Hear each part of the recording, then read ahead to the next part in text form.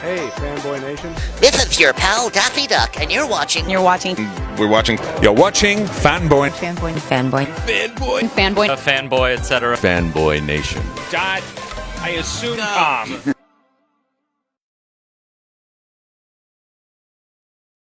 This afternoon, I have the pleasure of speaking with Dr. Harley Rotbart. I hope I pronounced that as close as I can with these Invisalign in my mouth.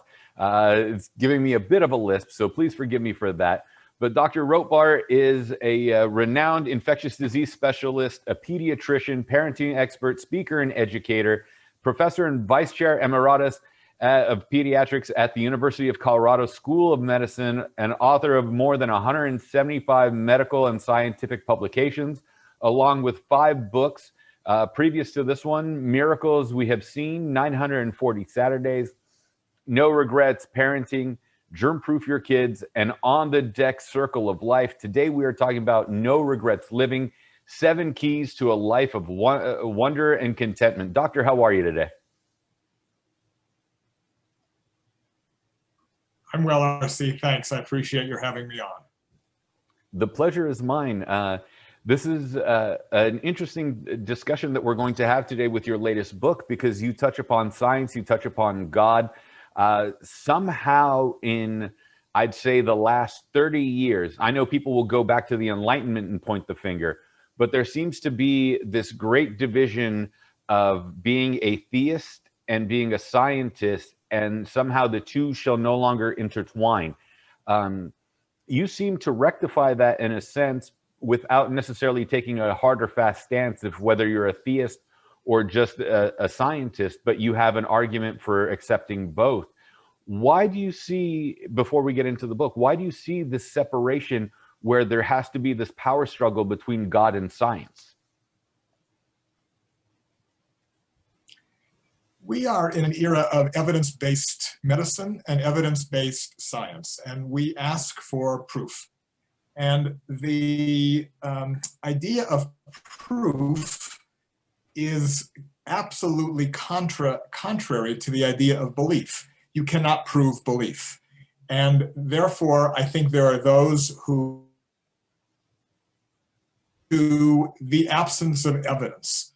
And it's because I see science as evidence. I'm an evidence-based scientist. I have been for 40 years, an evidence-based clinician. But I see science and medicine as evidence of God. And so for me, being an evidence-based scientist and a theist is not a contradiction. For many people, it is. Yeah. I'm glad that you brought up that point, because there are the people, that make the argument intelligent design. There are the people that make the argument various religions as we go through. But you mentioned that very early on in the book itself. I mean, chapter 1, key beliefs, science and God, instantaneously follow each other within the first 20 pages of the book. And then you lead us through the 7 keys to this. We start with belief, discovery, and healing are the first 3. How did you come up with the order of these seven keys, and what has each one unlocked in your life specifically, if we start with belief and then go to discovery? Well, they're sequential in my mind. One leads to the other, and there is a logical progression from one to the other. So first and foremost, I think we have to accept some humility and acknowledge we are not the be-all and end-all, that there has to be something greater than us, a force in the universe, a creator, something greater than us. And it may be a science that we'll never understand, but there's something greater than us. And I think in order to accept that, we have to have a belief. We have to say, I believe that there is something greater than me, and that leads me to discovery. When I believe, the second key then is to discover. And for me, discovery really involves recognizing the miracles that are all around us. And there are miracles all around us. And Albert Einstein once said that there are only two ways to live your life. One is as if nothing is a miracle, and the other is as if everything is a miracle. And I'm in that latter camp. I look at miracles as defined by me as something that I cannot understand. And even if someday I can understand it, it will lead to more that I'm not able to understand. And let me give you some examples. I think at the very base level of life forms, and some argue that it's not even a life form, I think viruses are miraculous. It's endemic. But I'm a virologist. I spent my life studying viruses. And for me, I cannot make a virus. I can't create a virus in the test tube.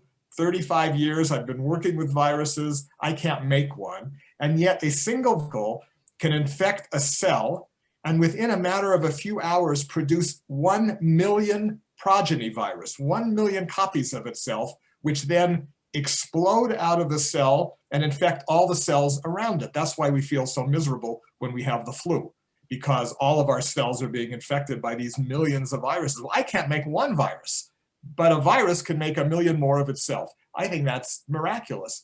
I look at a hummingbird in nature. A hummingbird can flap its wings 80 times per second, 80 times per second in order to stay aloft. And then it can fly off at 35 miles an hour. I can't make a hummingbird. I don't understand how the hummingbird can do what the hummingbird does. I think a hummingbird is miraculous. I've collected medical miracles. I've collected stories of 85 different essays written by the most esteemed physicians in the country describing miracles that they have seen in the context of their patients. So we start with belief, and then we discover, and the discovery is really all about miracles. And then we realize in our discovery that there's so much around us in the world that needs healing. As physicians, we understand that naturally. We know that there are patients, there's illnesses, there's pandemics that require healing. But you don't need to be in a hospital, and you don't need to be in a clinic to know that the world needs healing. Boulder, Colorado just recently had a tragic gun shooting. Atlanta recently had a tragic gun shooting. North Carolina recently. There is evil in the world that needs to be healed, needs to be cured. That there is evidence, again, as an evidence-based clinician, that we have the capacity as humans to heal the world of disease, to heal the world of accidents, to heal the world of natural disasters. We've already made lots of progress in those areas, and ultimately to heal the world of evil. And then I think once we recognize, first to believe, then to discover, then the need to heal, then I think we have to give thanks for everything that we do have, because there's a lot that we don't, there's a lot that we look for in the world, that we seek, but I think we need to first appreciate all that we have, and that involves a brief period every day of expressing gratitude, quietly, personally, in whatever way works for you. For some people it's prayer, for other people it's meditation, it may be long distance running, where you kind of get deeper into your consciousness and appreciate all that's around you. And then I think once we appreciate everything that's around us, we accept that there are things that are out of our control that are around us. We have to accept the concept of fate. And fate is a big part of my life because it explains so much of what I can't explain, that things were meant to be. Now that doesn't work for everyone. It leads to a contradiction, because are things predetermined or do we have self-determination? It's a classic theological argument. It doesn't bother me. I accept contradictions because of key number one, because I believe that there is something greater than us. There is a sphere, a dimension greater than us where these contradictions are resolvable. I'm just not going to be able to resolve them. And then it's time to move on personally. First, to seek. We have to seek a purpose in life. Viktor Frankl, a noted psychologist, wrote a book called Man's Search for Meaning. And in it, he says, and there's some controversial things that he says that I won't get into unless you'd like to, but one of the things that resonates is that when people find purpose, when they find a meaning to their life, they live not only a better life, but they can live a longer life. That it actually, knowing your purpose in life can extend your life and can improve the quality of your life. And then finally, again, personally, from all of those highfalutin concepts, we move to personal growth. And growth is an area where I think we have to look back at our lives and recognize all of the inflection points leading up to where we are now, how we got to where we are now, and I call them mile markers, and recognize the growth that we've already had and ask ourselves, in order to minimize future regrets, what further growth do we want? Doctor, you briefly touched upon, well, you didn't briefly touch upon miracles. You spoke in depth, slightly in depth about miracles, but you did touch upon predestination as a concept. Are we predestined with fate, or do we have free will? I had recently spoken with a Presbyterian deaconess who believed that the age of miracles had come to an end, yet still believes in predestination. How does someone with a theological ideology of the age of miracles have ended seek miracles in a modern age and then still justify the notion of predestination in their belief system? Yeah, that's really very interesting. First of all, I take issue with the age of miracles having come to an end. I think what he was referring to are what I call in the book the big miracles. That is, we may not see the splitting of the Red Sea, the Sea of Reeds again. We may not see manna falling from heaven.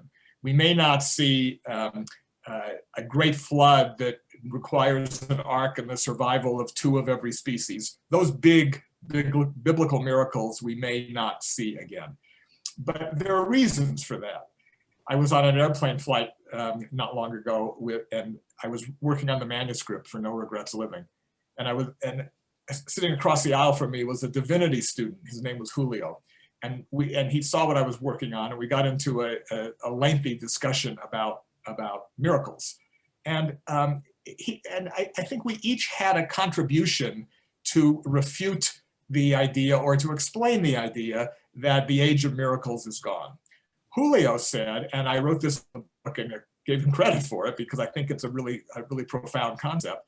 Julio said that because the great miracles occurred before monotheism, before there was a sort of a universal belief in one God, God had to make miracles to convince people of his existence or her existence or God's existence. The 10 plagues, for example, were required to convince Pharaoh that there was one God and that he was behind or she was behind the people of the Hebrew people, the people of Israel. And I like the concept that we no longer need that because there's a greater acceptance of monotheism. We're not living, well, people could argue that we do still worship idols, but they're different idols than used to be worshipped. I suggested to him that maybe the reason that we don't see the big miracles anymore is because our tools are so much better for seeing the little miracles. I have a microscope, and in the microscope I could see the effect of viruses, I could see single cell bacteria, I could see fungi, I could see the miracles of the unseen world. And then I could go outside with a telescope and I could see a tiny fraction of the 70 billion trillion, that's 7 times 10 to the 22, 70 billion trillion stars in the universe. We can see only a tiny fraction of them, and that's an underestimation. A year ago, someone discovered a whole new galaxy called the South Pole Wall that was hidden behind the Milky Way. We couldn't see it. So add to those numbers. But we can now see those miracles. We can see the miracles in our microscope. We can see the miracles in our telescope. We don't need to see the Red Sea split again because we see miracles all around us. Then why do so many people choose to be blind to the small or the large miracles that we have the capacity to see today? You know, RC, that's really the most important question of all. And I think that the reason for that is that we are so consumed by the daily routines and by the news media blitz that we read and see on our screens, that we get lost in the minutia and the mundane of our daily lives. And that's why the idea of no regrets living requires a pause, a daily pause. I do this every single day. I stop for a few minutes and I ask myself, what do I have to be grateful for today, even more than I had yesterday? And I'm still grateful for everything that I had yesterday, but it's remarkable how many more things occur in our lives that require gratitude on a daily basis. And I think people don't pause long enough to recognize that, and to recognize that many of those things are really miraculous. My wife and I pre-pandemic went on vacation, and we went to a beach that we hadn't been to in 35 years. And you know, the beach, maybe the sand had eroded a little bit, but the waves kept pounding. They hadn't missed a beat. The ocean was still there. The ocean is miraculous. What's underneath the ocean is miraculous. And we only know a tiny fraction of our own planet because we know so little of what's beneath the ocean. And unless we pause to acknowledge that, unless we spend a few minutes every day looking at the beach, looking at the mountains, looking at the 70 billion trillion stars that we can see a fraction of in the sky, I think we get lost in the tragedies of the day. We get lost in the statistics of the day, and we don't see the miracles. What you're explaining almost seems as early church ideology when it came to monasticism. I know the early church fathers would say, retreat to the deserts of your mind, especially for those that lived in metropolitan areas. They couldn't get to the desert, they couldn't get to the forest or the mountains or wherever. So they had to retreat to the desert of their mind in order to reflect and find quiet time. And in essence, that's what you're doing in modern society. How do we essentially unplug for a while? Because we are force-fed now more so than ever the notion of consumerism, but not just consumerism in I need these shoes, I need this jacket, I need this purse, I need this wallet, I need whatever it is, to that person has a better tan than me, that person has a better physique than I do, that person went on vacation to the spot that I wanted to go to that I haven't had the chance to go to yet, and so on and so forth, inherently creating more and more jealousy amongst people in our society. The fourth key to no regrets living is the appreciation key that we spoke about a minute ago. The opposite of appreciation is envy, and envy is so corrosive and so destructive to our living a life without regrets. Because when we envy someone else, we regret not having what that person has, not being who that person is. And the idea of no regrets living is to appreciate who we are, what we do have. My mother, may she rest in peace, I grew up in a very humble household. My father was a European immigrant, a Holocaust survivor, came over with nothing, and my mom, who survived the pogroms a year earlier. I grew up in a house where we actually stumbled out after my dad passed away. We were trying to clean up the files, and we stumbled on his IRS returns. There were full years, where he had $5,000 worth of income. We never knew we were poor. We grew up absolutely oblivious to the fact that my parents had money troubles, because we were taught to appreciate the smallest things that we had. And if there's an adult version of that, as we can teach our children, and I certainly think we should teach our children that lesson that my parents taught me. If there's a lesson that we can teach adults, I think it is to accept the fact that we are on this earth blessed. we are blessed on this earth. And whether you believe we're blessed by God or we're blessed by luck, we are blessed because where we live on this earth compared to where other people live on this earth, the good fortune to be born where we are born, regardless of what other people down the block or in another city have, we have more than 99% of the population of the world.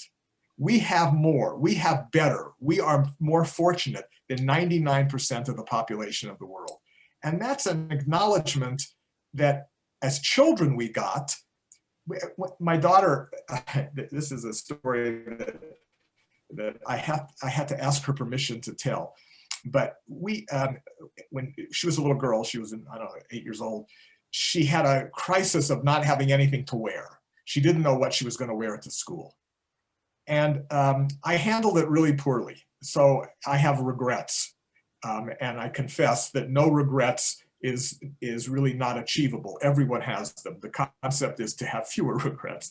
But I regret the way I handled this. And what I did was I said, pick out your favorite blouse, the one that you like the most, and let's take it to Goodwill.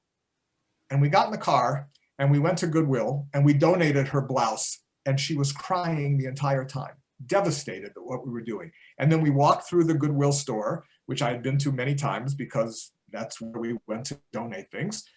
And I pointed out the people quietly to her, these are people who are looking for the blouse just like the one you have. They are so lucky that they're going to find your blouse. Aren't you glad that you were able to donate that blouse? And don't you realize that complaining that you have nothing to wear was probably not fair? I regret that because I really hurt her by doing that. And I probably could have taught her the lesson by going there without the blouse. But the lesson was learned. And I do think we need to teach our kids that whatever we have, there are people who have much less. There are people who have much more, but there are people who have much less. And I think if we can teach that, the appreciation for what we have will overcome any envy that we might have of what others have.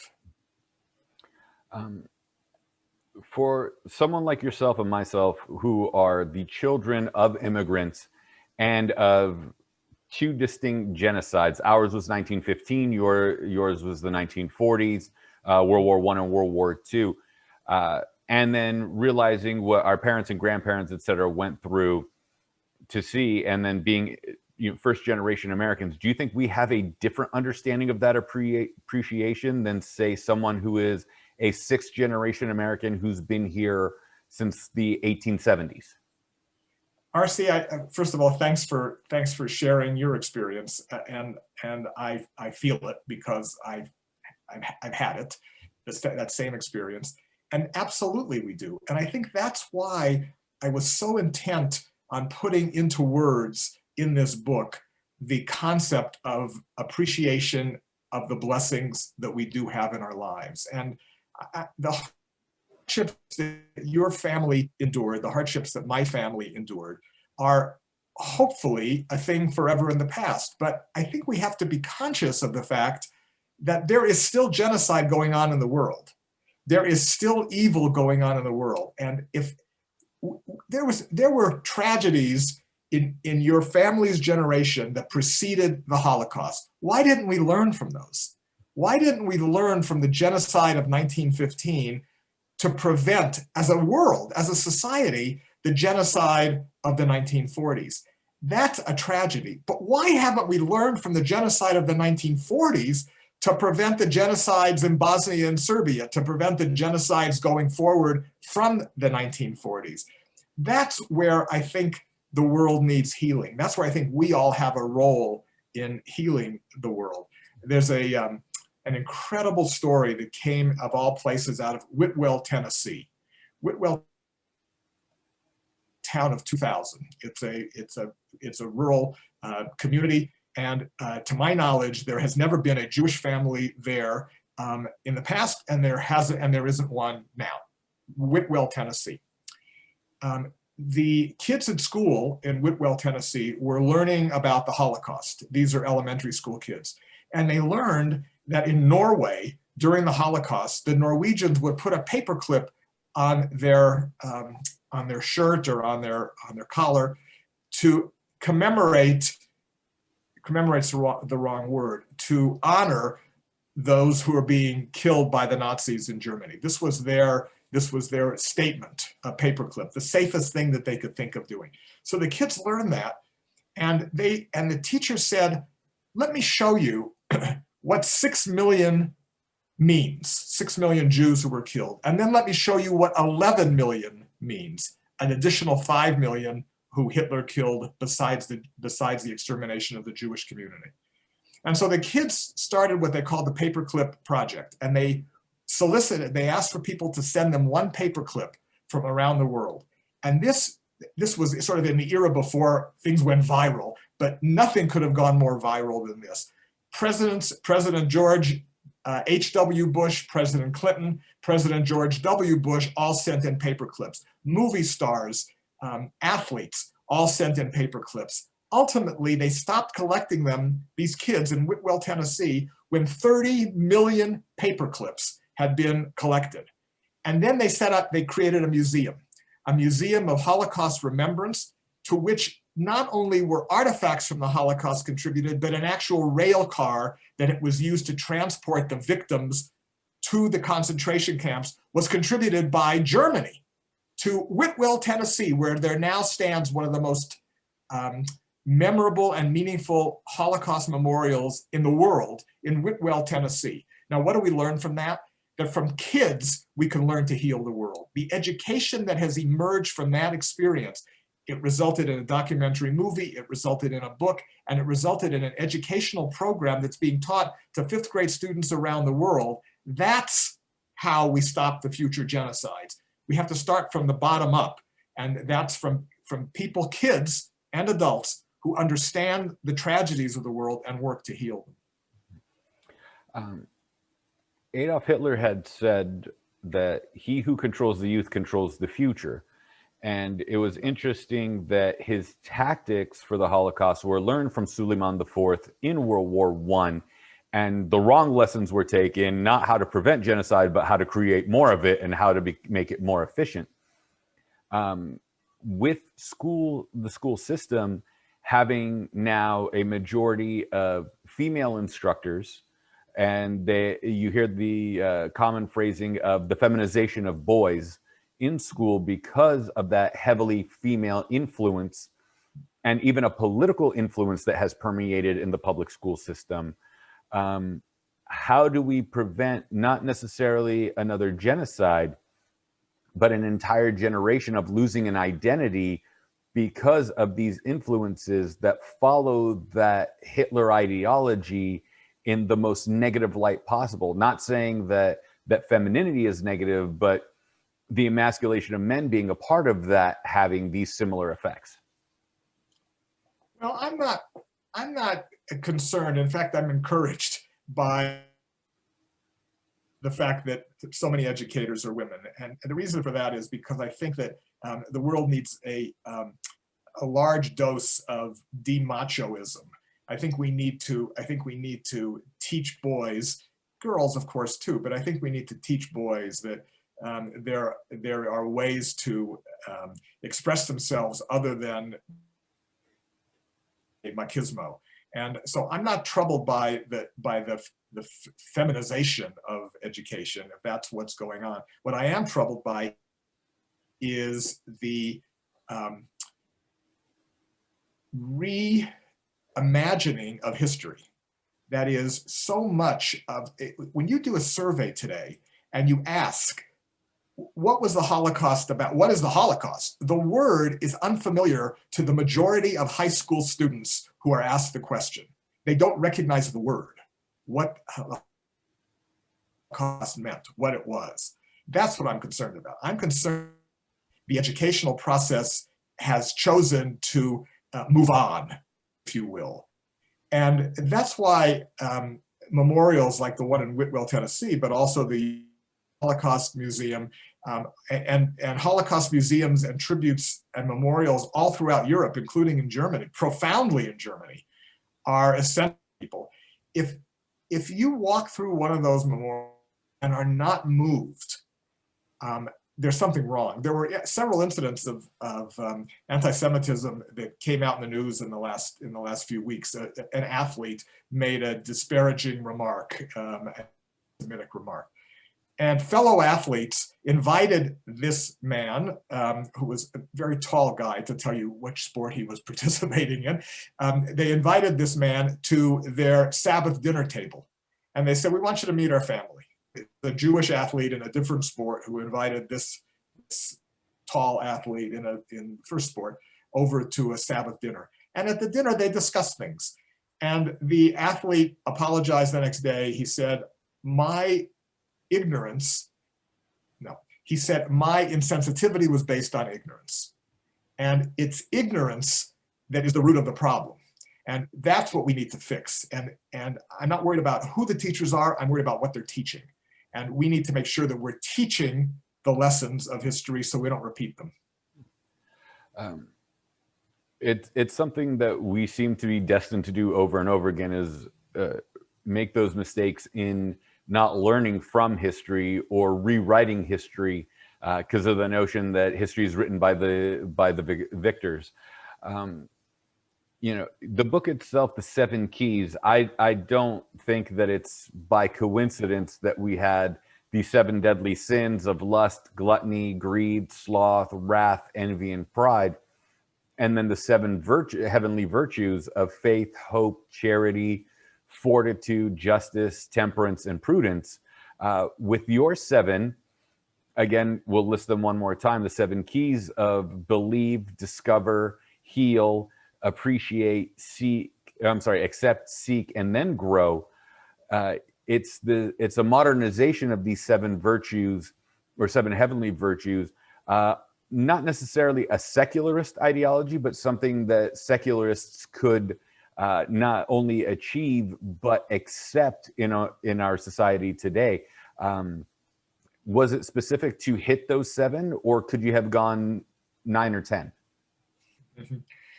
Well, first of all, RC, that is incredibly astute.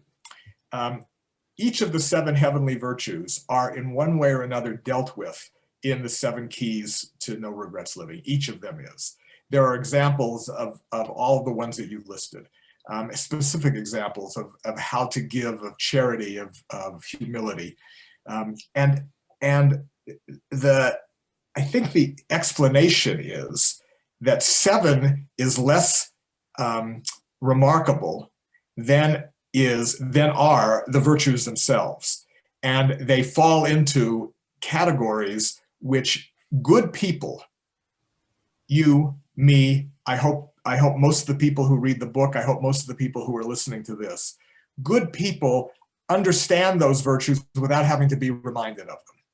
I think we know what is right. I think we all have a moral compass, and it's our job to follow them, follow that compass. There's a section in the book on the Messiah.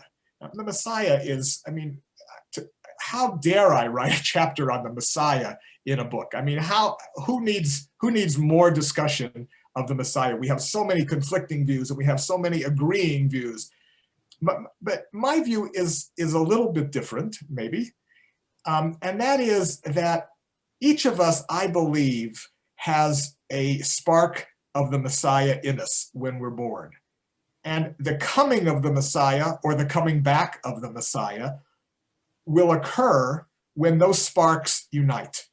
When we as humanity find a way to connect each other's sparks to each other. We don't have enough to do it alone, but the combination, the collection of the messianic sparks in us, if you will, the goodness in us, the moral compass in us, the collection of that, I think, will ultimately lead us to Eden. And I don't mean biblical Eden. I mean a world, a paradise world where we appreciate each other, we appreciate the goodness that we have, and we stop hurting ourselves. We stop shooting ourselves. with guns and stabbing each other with knives and bullying each other with words. I think all of those improvements in the world are going to happen when our sparks emerge. My wife and a couple of our kids are addicted to the Game of Thrones TV show. I couldn't watch it. It was just too horrific for me. But as you study the Game of Thrones, it actually it portrays pretty closely what medieval humanity was like, what it was like in medieval times. We are better than that now. We're much better than that now. The trajectory of humanity is on the upward swing. We have terrible bumps along the way. But the general trajectory is upward. And I think we need to figure out a way to continue that trajectory and to accelerate it. Let's take this to a more microcosm in the discussion, because healing is a big part of things. You and I are both of Semitic ancestries, you being Jewish, me being Assyrian and Lebanese. We'll go back all the way, say, because we'll pick on ourselves so people don't say, oh, these two men are talking about a culture or identity that doesn't revolve around them. Let's go with us. The Babylonian exile, the Mesopotamian exile from the biblical times, where the Jews were taken out of either Judea or Israel and taken to the northern kingdom of Assyria or the southern kingdom of Babylonia. And there's still some tension, depending where people are, either in Israel or in Iraq, that have that, oh, well, they're Jews, that's their thing. And they're like, oh, well, they're Assyrians. They did this to us X amount of generations ago. And I know in the Passover prayers that, the foolish son will say when they were in bondage in Egypt, and the wise son will say when we were in bondage in Egypt, to show the tie to the community. But as you and I are individuals in 2021, reflecting on 4,500 plus years ago, how would we bring that healing to our two communities so many generations later, especially when we hear Bosnians saying about Serbs or Serbs about Bosnians? 1,500 years ago when the Muslims invaded Serbia, they did this to us. So this is retribution 1,500 years now in 1993 for what they did. Or Rwanda, between the Hutsi and the Tutsi and everything else that was going on over there, or so on and so forth, to begin that, to have that dialogue and begin that healing without, well, you did finger pointing. RC, you are a learned man, and that is a learned question. And I hope I have a learned answer. I'll do my best. You and I are having a discussion now that would translate to a dinner together, our families gathering together, and becoming lifelong friends. You and I could be lifelong friends. We have already, in the few minutes that we've been speaking, we have shared parts of each other that friends share. That's two people. And we reflect two different societies.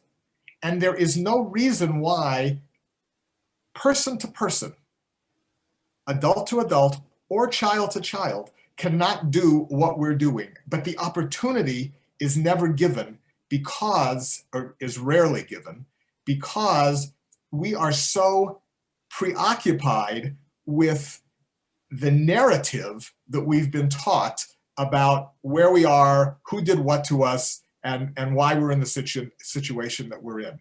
That doesn't come from two people talking to each other the way we are. That comes from indoctrination. That comes from a propagandizing of individuals by the cultures that they're in to perpetuate the kind of hatred and the kind of distrust that you just described. It is at the individual level. It is you talking to me and then sharing dinner together and sharing our families together that is the way to heal the world. And the question is, how do we get past the narrative? How do we get past the indoctrination that we have all been subject to? And I think the answer to that is going to sound trite, but I think the answer to that is that it begins in the schools. And we have to somehow teach our children differently than what they're learning at home.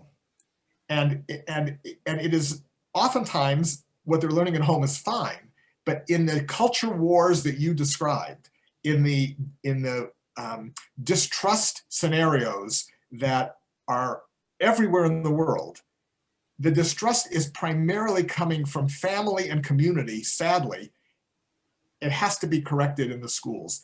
Whitwell, Tennessee, we have to recreate Whitwell, Tennessee, really across cultures. And to teach more than just paper clips, we have to teach all of history, and we need the kids to play together. We need the kids to introduce their families to each other. I'm a pediatrician, so I'm biased. I think that all evil comes from childhood gone wrong, from parents doing things to kids, teaching things to kids, or not kids, that results in tragedy. If you look at the situations in the world where people have gone off the deep end and caused great harm, they did not come out of loving families for the most part. Occasionally there's a tragic story of a loving family and a child gone wrong. But for the most part, kids are born with the capacity to learn good. And unfortunately, that's not often the case. And we have to figure out a way to counteract the influence that bad childhood can have on people. For a moment there, and to lighten things up, I thought you said it had to start in the kitchen instead of the classroom, because we're all going to surround ourselves around food and eat at some point. I'm going to reverse that. I'm going to reverse that. Leave the food in the kitchen, go to school and learn the truth. There's also, culturally, it seems that there have also become an overcorrect in learning the truth in some instances by almost siding with what people would consider the enemy, not in a sense from a political quote unquote sympathizer, but like almost to the point of apologizing for the sins of the opposition, or apologizing to the opposition for your ancestry's sins without a correction of how do we intermingle with each other. First step with the Soviet Union was the wall coming down and normalizing relations with the United States. But if we went back all the way to, say, President Nixon and Khrushchev just hopping in a Jeep together and driving off to discuss policy and neglecting everyone else, that was the opening of the dialogue at the time in the late 60s, early 70s. Where do we stop with the overcorrection of excessive apologetics? Apology is important, but it can be overdone, and you're right. And Nixon and Khrushchev are a great example. Begin and Sadat are a great example of people who stopped apologizing long enough to forgive each other and to move on. And apologies are important, but then forgiveness, both of self-forgiveness and forgiveness of the other, are critical. One of the No Regrets Living chapters speaks about self-forgiveness, and I think you've just alluded to that. When we apologize excessively, obsessively, for what we or our predecessors or our ancestors have done, we are not forgiving ourselves. We are not acknowledging the fact that we didn't do it necessarily, and we can't be held responsible for time immemorial for what our predecessors did. There are a number of books on healing of slavery, of the slavery experience, where former slave owners' children sit down with the children of former slaves, and they do what you and I are doing. They talk it out. And what comes out of that is a self-forgiveness on the part of the slaveholders' children, and acceptance of an apology on both sides for the situation that created slavery, but mostly a discussion of how to move on. What do we do? What do we do from here? And what we're seeing in the cities now, I think, is an incredibly important step toward both apologizing and to self-forgiveness. The Derek Chauvin trial just concluded, the police officer who murdered George Floyd. That trial and that incident, with the tragic outcome that it had, has changed the discussion.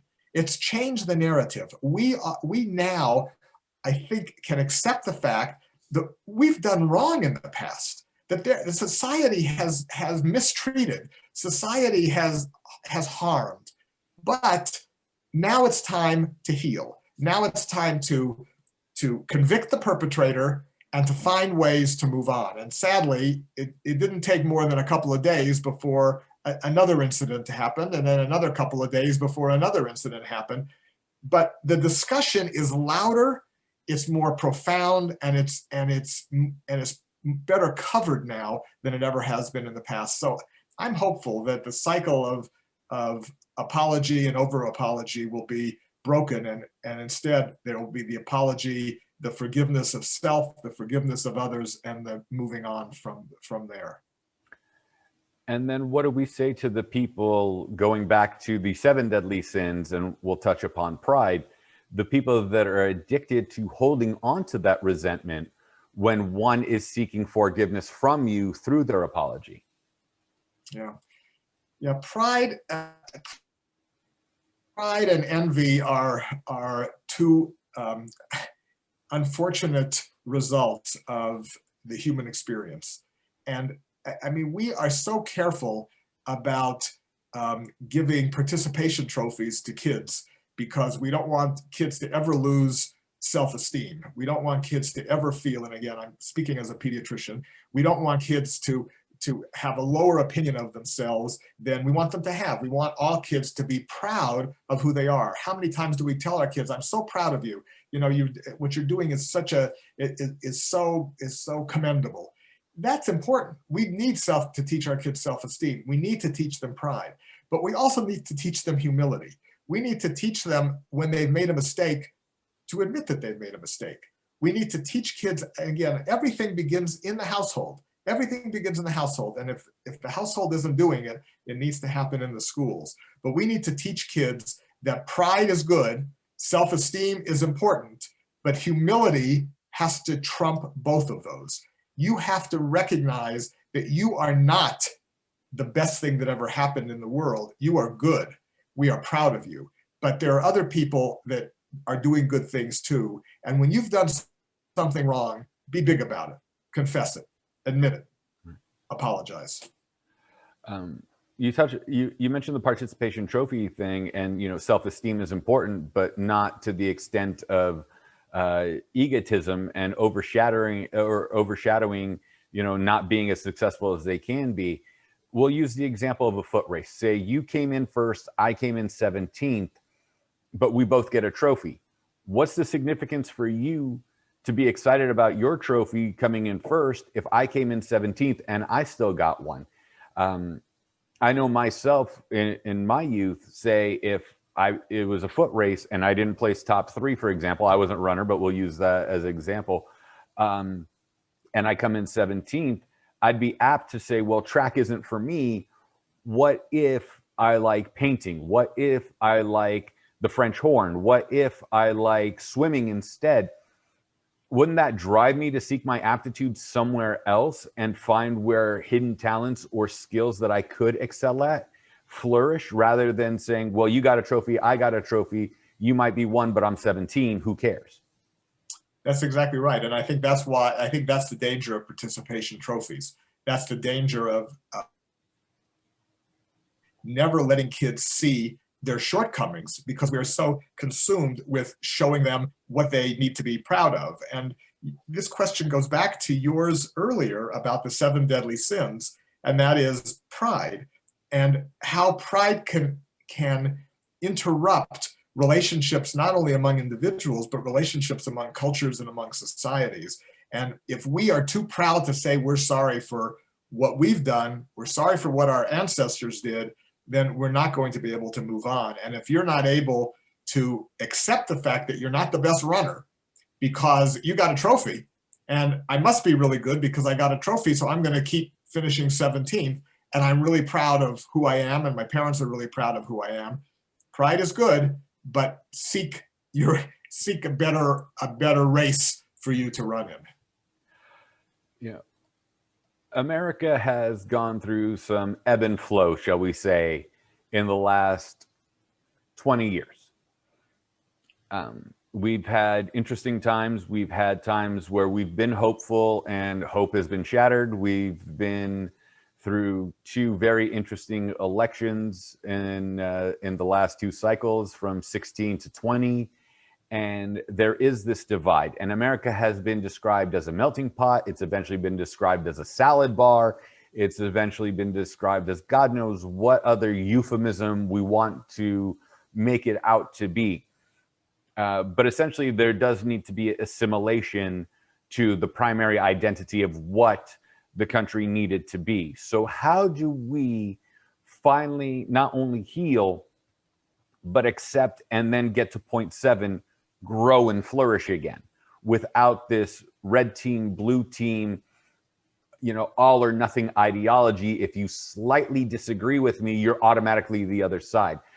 You being of Jewish ancestry and your father being a Holocaust survivor, I could only imagine the offense that you would take when every person you disagree with is now considered Hitler or Himmler. And, you know, it's a minor disagreement to a political disagreement where no one lost their life. It's just an ideology that they disagree with. How do we begin that healing and to grow and flourish?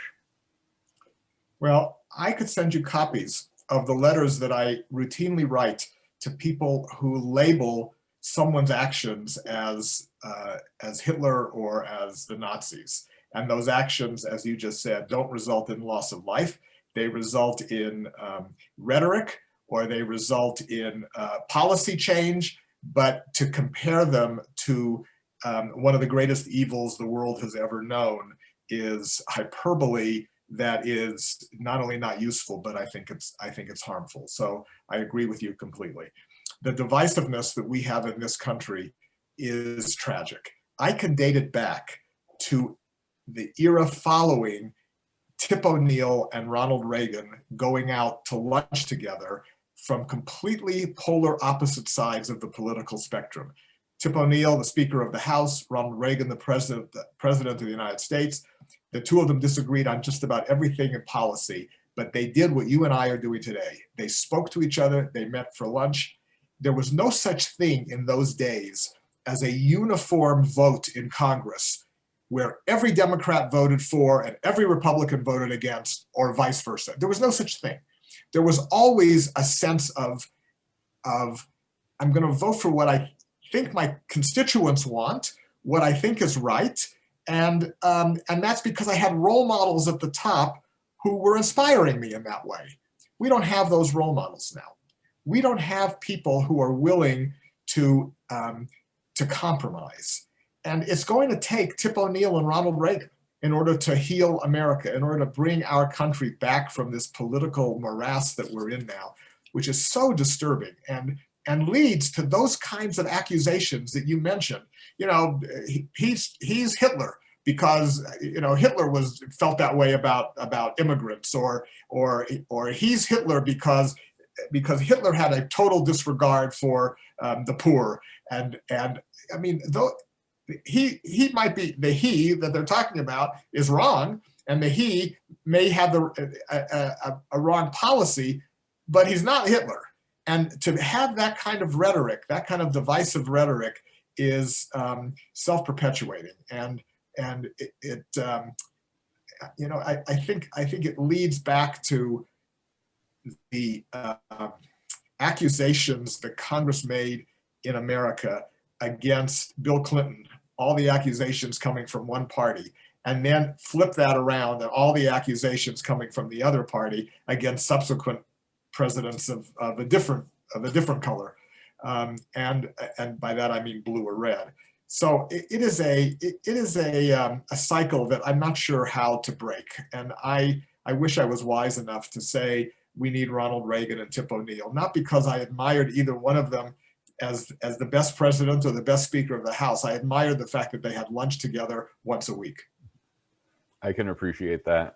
One of my solutions would be to remove the R and the D next to every candidate's name and just have to physically go through everyone's policy to see if you agree with them or not.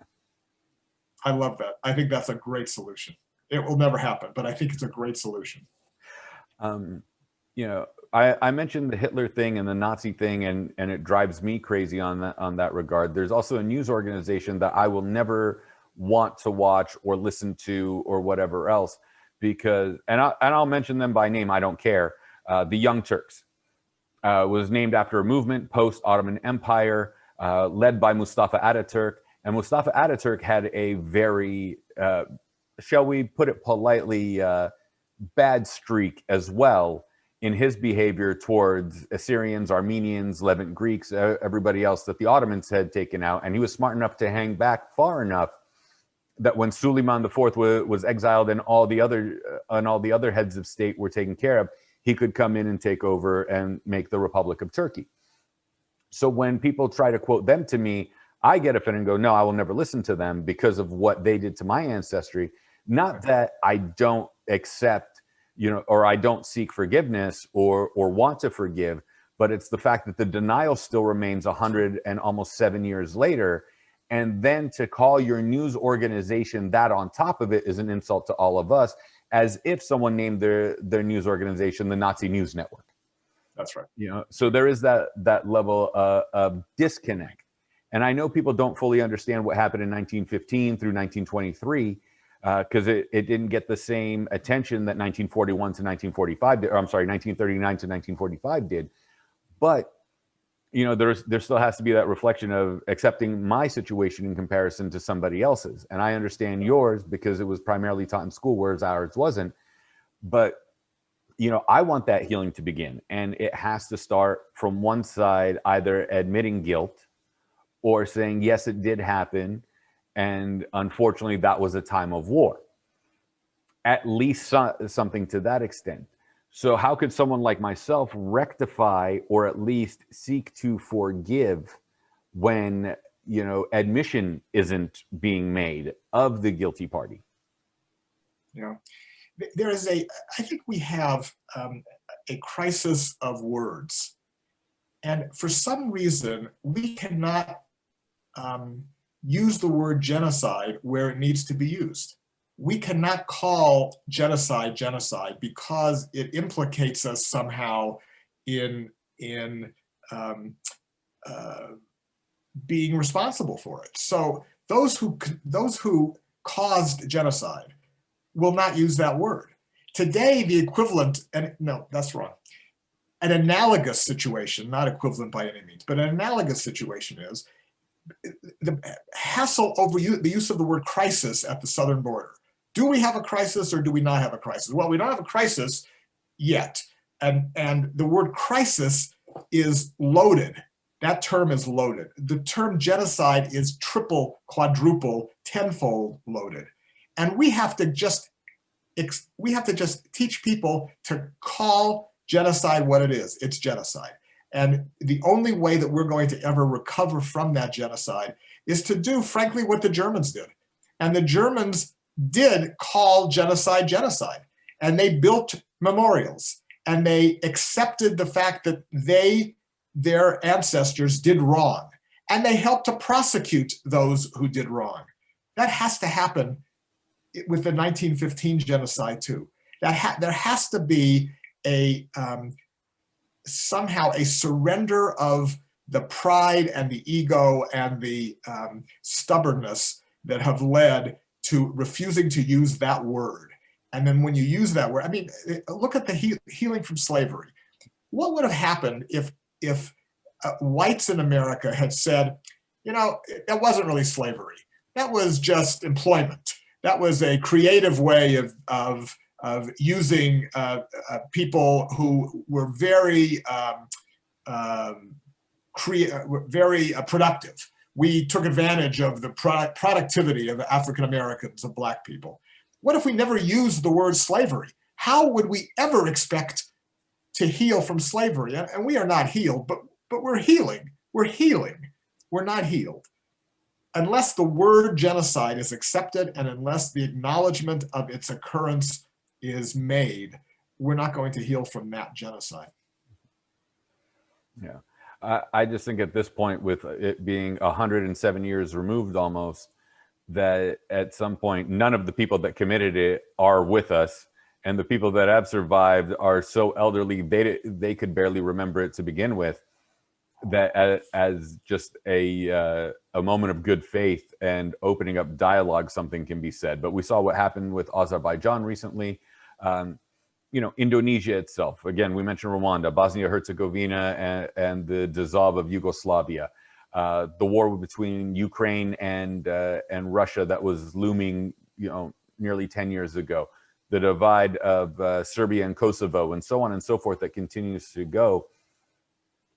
When is enough enough, and when can we start the process? Like, we're in America. This is where everybody comes to escape the suffering that was there, yet for some reason we've brought it all with us. So when do we fully, truly escape that? Boy, really, really big picture questions, and I wish I had big picture answers for it. But the answer to when is now, and the answer to how is by role modeling for the rest of the world. And right now, America is not doing that. Right now, we are not role modeling healing in this country. We are acting in many ways like the most divided cultures in the world. America has to be a light unto nations. America has to show the world what not only democracy, but what civility brings to its people. And until we're able to show, I'm not sure what other country can be expected to step up other than America. Who else is going to show the path toward reconciliation among divided parties?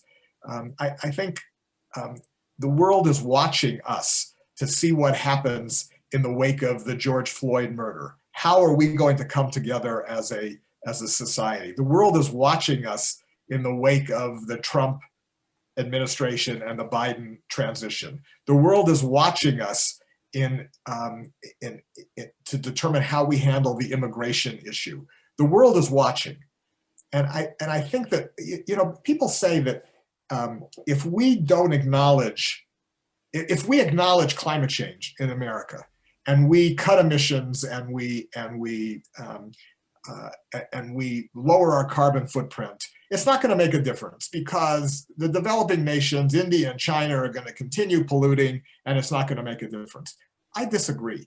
I think that America is the exemplar, has to be the exemplar. We may not make a dent in the carbon footprint globally, but we must set the tone. We have to be the role model. And that's true for the culture wars across the world. We have to show the world here first. We don't have much control over what goes on in Bosnia-Herzegovina, but we do have some control, at least at the ballot box, of what goes on in this country. And that's where I think role modeling on a national basis, on an international basis, potentially make a difference. But boy, if you open the newspaper or go online and read the news, we're not there. Okay. Well, I've lovingly, and I'm being facetious with that word, referred to Congress as elderly children at this point. And to see what's going on, and that would be interesting. The closing pages of your book, you titled the final closing pages, "Live Like You're Dying." And I mentioned the early church fathers before that continuously said to remember your death, in that eventually the time is going to come where we will move on, either for those of us who are people of faith into the next world, or for those that believe there is no next world, into the ground and become food for worms. What do we do to live today like it is our last, without being that cliche of, live it like it's your last, so go rock climbing or parachuting or whatever else, super adventure that they're seeking? Yeah, it's more than carpe diem. Live like you're dying is more than just capturing the day. And I had when I was a medical student, a third-year medical student, we don't do much in the way of treatment, so we do a lot of talking to our patients.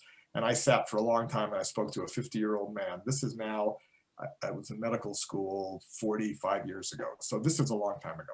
I spoke to a 50-year-old man who had been given a terminal diagnosis and was dying in the hospital. And there was nothing more other than comfort care that could be provided for him.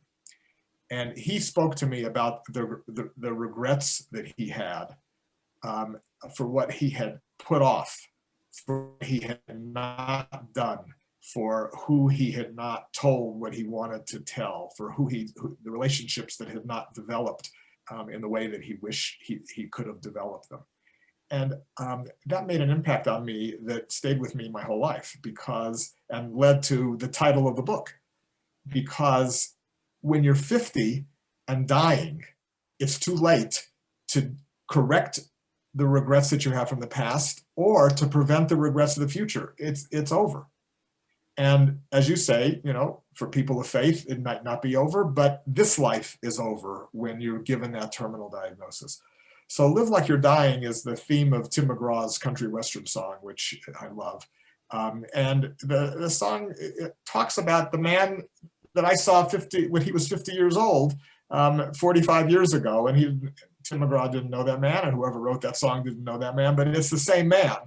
It's the man who says, when I'm given that terminal diagnosis, I love more deeply, I care more sincerely, I am more adventurous, but I get everything done today that I don't think I'm going to have a chance to do if I die tomorrow.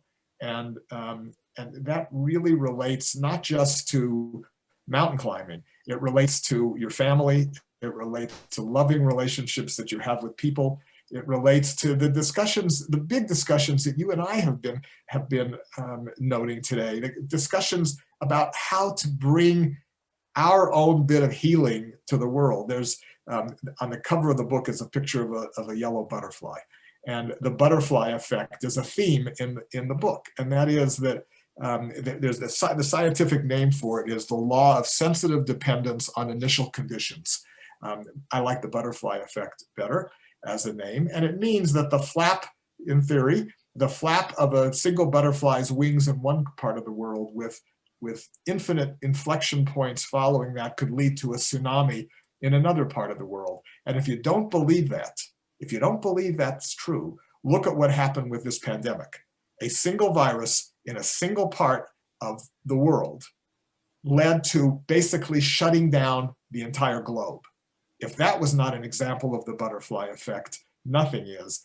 But the more important example is what one person can do by flapping his or her wings to create good and better in the world. And that's what living like you're dying means to me. It means finding a way to flap your wings to create a tsunami of good well beyond your own boundaries. I think that's the way this interview needs to end, but please stick around for a couple of minutes. I want to pick your brain on a few personal things. Dr. Harley Rotbart, please forgive me. Again, these things are causing a little bit of a lisp when I speak. And the No Regrets Living 7 Keys to a Life of Wonder and Contentment. I greatly appreciate your time. It's been a pleasure chatting with you. I'm going to need to take a special trip to Colorado just so we can have dinner and continue this conversation. Thank you so much. Where can we find you and the book, either on social media or anywhere else we can purchase these books? RC, thank you for asking, and thanks for really, I think, the most insightful interview that I've had. I'm grateful to you for the thoughtfulness of your questions. My name is Harley Rotbart, and I have a website by the same name, but no one can remember that name. So the easiest way is to search No Regrets Living, and that will pop up, or No Regrets Living Harley, which is easier to remember. That's my first name. And my websites and social media will pop up, and Amazon will pop up, and No Regrets Living Harley. Perfect. Doctor, thank you so much for your time. It's been a great pleasure. I look forward to having that dinner with you face to face, maybe in the next couple of months when everything starts opening up nationwide. Me too, URC. Thank you again. Thank you.